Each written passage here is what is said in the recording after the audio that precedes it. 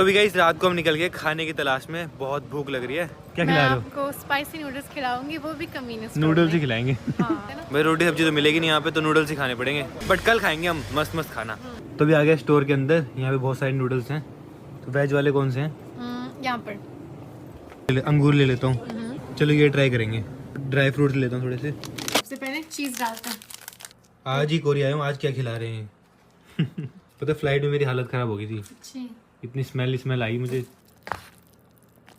चलो भाई रेडी हो गया डिनर, देखते कैसा है। मैं पहली बार खाऊंगा ये वाले नूडल्स। तो गाइस डिनर हो चुका है, थैंक यू, बहुत मस्त हो रहा था। लेकिन कल नहीं खाऊंगा ये सब। हम मालूम है तेरे बाप को मत